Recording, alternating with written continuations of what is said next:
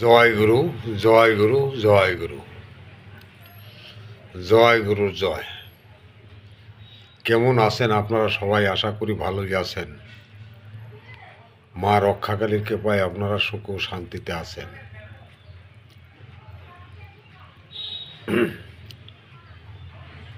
আজ আমি যে গাছটি আপনাদের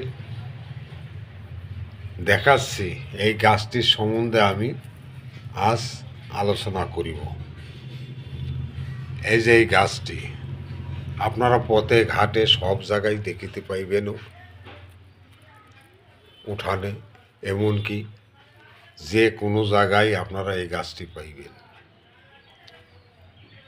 এই গাছটি আপনারা চিনিতে পারিয়াছেন? দেখুন, এই যে গাছটি, এই গাছটি সচরাচর সব জায়গায় ক্যাসলা গাছ বলিয়া থাকে। আমাদের ভাষায় এখানে ক্যাসলা গাছ বলা হয়। কোনো কোনো জায়গায়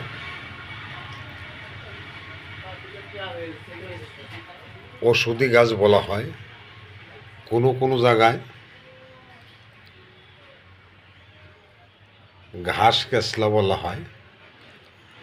বিভিন্ন জায়গায় বিভিন্ন নাম বলে একে সম্বোধন করে। আপনাদের ওখানে কি বলা হয় আমি জানি না। যে যে ভাষায় আপনারা যে গাছের নাম জানেন, গাছটি চিনিয়া আপনারা বুঝিয়া লইবেন, দেখিয়া লইবেন। এই গাছটি দ্বারা আপনারা তিনটি কাজ সমাধা করিতে পারিবেন শুধু গাছ দিয়েই। প্রথমে আপনাদের বলছি এই গাছটা দ্বারা কি হইবে। প্রথমে আপনাদের আমশায় রোগকে এই গাছটাকে ভালো করিতে পারিবে।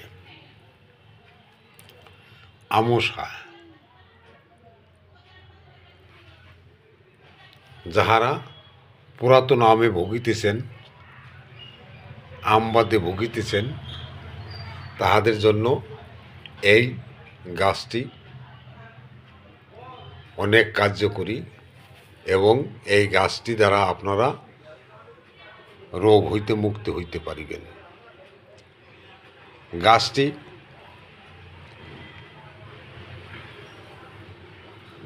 ঝুড়ে জঙ্গলে, রাস্তাঘাটে, বাড়ির উঠানে সব জায়গায় হয়ে থাকে।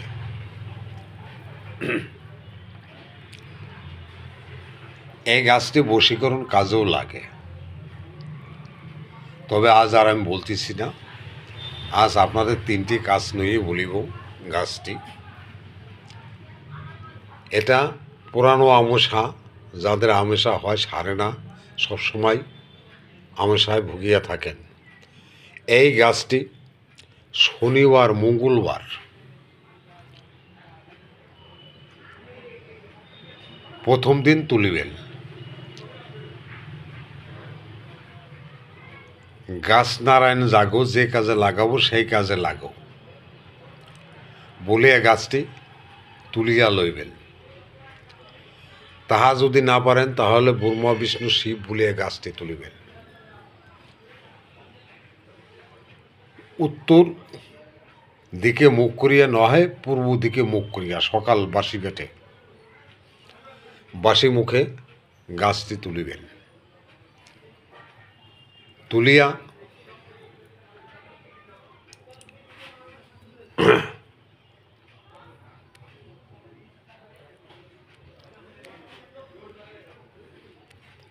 মন্ত্রটি আপনারা শুনুন। গাছটি তুলিবের সময় যখন আপনারা কাজ করিবেন, কাজে লাগাইবেন, আমশার জন্য খাইবেন, তখন বলিবেন, দোহাই খাজা বাবা, দোহাই খাজা বাবা, দোহাই খাজা বাবা। তিনবার বলে তিনটি ফুঁক দিয়ে গাছটি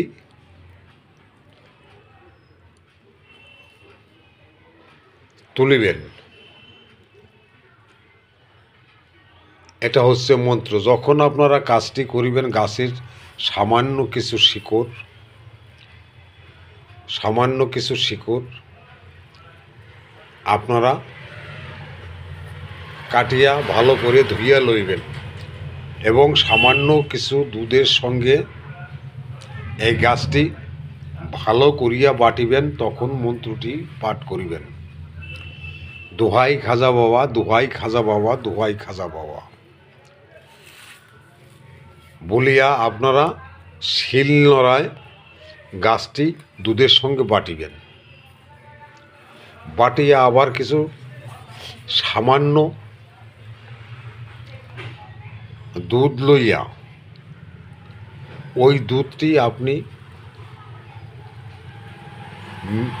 মিশাইয়া, সামান্য দুধ নইবেন, বেশি লইবেন না, মন্ত্রটি আবারও পাঠ করিবেন, দোহাই খাজা বাবা, দোহাই খাজা বাবা, দোহাই খাজা বাবা বলিয়া এক নিঃশ্বাসে পান করিয়া লইবেন। প্রথমে অল্প করে খাইবেন। এভাবে 6-7 দিন কিংবা 15 দিন খেলে পর আপনাদের পুরানো আমশয় সারিয়া যাইবে। দ্বিতীয়টি আপনারা শুনুন। দ্বিতীয়টি হয়েছে আপনার এই যে শিকড়, এই যে ইটি আছে,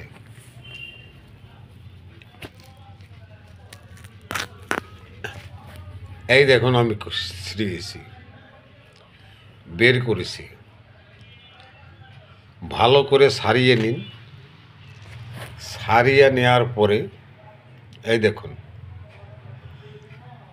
গরু ছাগলের দুধের ধার ঠিক হয় না, গরু ছাগলের দুধের ধার ঠিক হয় না, বাঁকা হইয়া পড়ে। যখন গরু ছাগল গাভী বাচ্চা দেবে তখন ওই দুধের বোটার মুখটা পরিষ্কার করিয়া 4টি বানে 4টি এইভাবে ঢুকাই দিন। ছাগল হলেও আপনারা ঢোকাই দিন এবং গরু গাই হলেও আপনারা ঢোকাই দিন। এইভাবে যখন ঢোকাই দিবেন তখন 5-7 মিনিট রাখিবেন, তখন দুধের ধারটা সম্পূর্ণ পুরোপুরি নামিয়া যাইবে। ওই দুধের বাটে আর কোনো রোগ আসিবার সম্ভাবনা থাকিবে না। এটা ঢোকানোর পরে আর কোনো ওই বাটে দুধের ধার বন্ধ হইবে না এবং আপনার গরু বাছুরের ওই দুধের রোগ আর আসিবে না, বান ফুলিবে না, কোনো কিছু হইবে না। আমার এই চ্যানেলে যারা নিত্য নতুন ভিডিও দেখেছেন তারা নিশ্চয় আমার চ্যানেলে সাবস্ক্রাইব করিয়ে আসেন এবং ভিডিওটি ভালো লাগলে লাইক এবং শেয়ার করিবেন। তৃতীয় হচ্ছে 3 নম্বর কাজ হচ্ছে আপনার এই গাছটির শিকড় এখান থেকে কাটুন, কাটিয়া তুলা রাশির হাতে এইভাবে দিয়ে দিন। দেখবেন হাত একাই চলিতে থাকিবে। আপনি এই হাত দ্বারা রুগীকেও দেখিতে পারিবেন জাদুটোনা বান করিতেছে কিনা। এই 3টি কাজ আপনারা এই গাছটি দিয়া করিতে পারিবেন। আপনারা পরীক্ষা করিয়া দেখুন, তাহলে বুঝিতে পারিবেন এই গাছের কতখানি শক্তি আছে। হাত চালান দিয়ে রুগী দেখিতে পারিবেন। এই গাছের ফুলের ডাঁটা দিয়া আপনারা গরু ছাগলকে ভালো করিতে পারিবেন এবং পুরাতন আমসা রুগীকে আপনারা খাওয়াইতে পারিবেন এবং নিজেও খাইয়া পরীক্ষা করিয়া দেখিতে পারেন। প্রথমে অল্প করিয়া লইবেন, তারপর একটু বেশি করিয়া লইবেন। যাদের একটু পুরানো আমসা আছে তাহাদের কিছুদিন খাইতে হয়। এইভাবে কিছুদিন খেলে রোগ সমূলে বিনাশ হয় গরুর বাট ছাগলের বাটে কোনো রোগ ব্যাধি আসে না, দুধ সমানভাবে নামে এবং হাঁস চলে এবং হাঁস চালিয়ে রোগী আপনি দেখিতে পারিবেন। জয় গুরু, জয় গুরু, জয় গুরু। সমীতন্ত্র মন্ত্র চ্যানেল থেকে আপনাদের নমস্কার। আপনারা ভালো থাকুন, সুস্থ থাকুন।